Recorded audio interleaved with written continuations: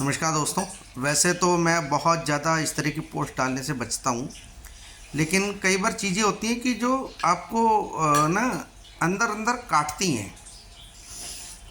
पीछे कई दिनों से न्यूज़ देख रहा हूँ, तो देख रहा हूँ कि लोग पागल हुए पड़े हैं। हमारा रहबर मार दिया, हमारा फादर मार दिया, जो भी है वो शेर मार दिया।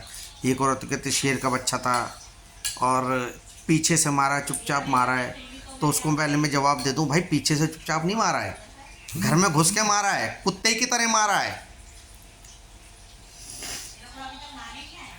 दूसरी बात क्या है कि हालांकि मेरा उस खुमैनी पुमैनी से कोई लेना देना है नहीं, आप लोगों का होगा, आप लोगों की रिश्तेदारियाँ होंगी, उनके यहाँ आप भेजते हो अपनी बेटियों को, वो लोग अपने यहाँ अपनी भेजते हो, खैर अलग की बात है। मतलब वो आपकी रिश्तेदारियाँ होंगी, मैं कुछ नहीं कह सकता उस बारे में।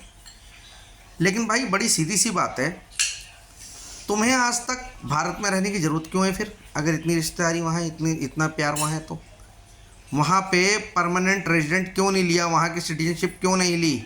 आपको पता है जो अरब अरब चिल्ला रहे हो ना, एक भी जीसीसी की कंट्री, गल्फ कंट्री आपको परमानेंट रेजिडेंट नहीं देती है।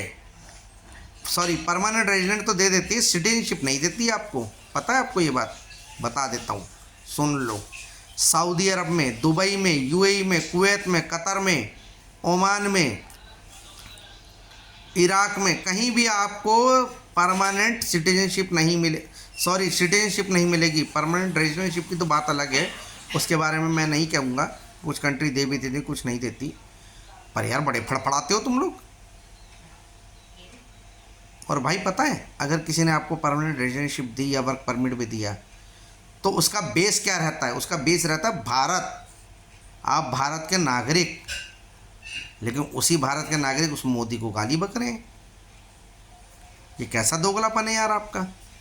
इसी भारत की धरती पे पैदा हुए, इसी के राशन खाते हो, इसी की चीज़ें लेते हो, यहीं के लोगों के साथ रहते हो, यहीं पे सब कुछ रहता है, पर फड़फड़ाते हो ईरान के लिए, फड़फड़ाते हो इराक के लिए, फड़फड़ाते हो सऊदी के लिए। यार ये तो बड़ी अजीब सी बात है भाई। और आपके जो रूट्स हैं ना, रूट्स, वो भी भारतीय हैं, सच्चाई बता रहा हूँ। कल्चर मिला लेना, जाति, तेली, मंसूरी, अंसारी। सऊदी अरब में कोई जाति नहीं मिलेगी, कोई मुसलमान नहीं मिलेगा मंसूरी अंसारी का। ये भारत में ही है। कन्वर्टेड हो सारे, मान लो, ज़्यादा मत फड़फड़ाओ। तुम्हें कुछ नहीं पूछने वाले, तुम्हें बिल्कुल दोयम दर्जे का नागरिक मानते हैं वहाँ पर। इसलिए जिस देश में रह रहे हो उस देश के अपने बनकर रहो, जिससे कि हमें भी लगे कि यार आप अलग नहीं हो, हम अलग नहीं। लेकिन जब आप फड़फड़ाना शुरू करते हो ना, ये खुमैनी मार दिया, फला मार दिया, ढमका मार दिया, गाजा पे, फिलिस्तीन पे, तो यार हमें लगता है कि कहीं हम दुश्मनों के बीच तो नहीं पल रहे। फिर आप कहते हो यार हिंदू मुस्लिम भाईचारा नहीं हो रहा। यार भाईचारा होगा ही नहीं कभी भी आपके बीच, क्योंकि आपका सोचने का तरीका ही अलग है। आप उन लोगों के लिए फड़फड़ा रहे हो जो आपके कभी होंगे ही नहीं, आपको अपना मानेंगे ही नहीं। अरे ठीक है, पूजा पद्धति रीति रिवाज आपने बदल लिए, ठीक है, अलग, ठीक है, कोई बात नहीं। लेकिन दोस्तों, आपकी संस्कृति और भारतीय संस्कृति में कोई फ़र्क नहीं है। धोती और तहमत में सिर्फ बांधने का ही फ़र्क है, समझ गए? पूजा पद्धति का ही फ़र्क है, रीति रिवाज आज भी वही हैं। आप भी शादी में हल्दी लगाते हो, हम भी वही लगाते हैं। आपके यहाँ भी मेहंदी की रस्म होती है, हमारे यहाँ भी होती है। और इतने ही अगर सऊदी के लिए फड़फड़ा रहे हो ना, तो यार सबसे पहले तो अपनी जो दुल्हनें होती हैं, शादियाँ करते हो, सबसे पहले सफ़ेद कपड़े पहनाना शुरू करो, छोड़ दो लाल रंग, क्योंकि लाल रंग तो हमारे भारतीय सभ्यता में चलता है यार।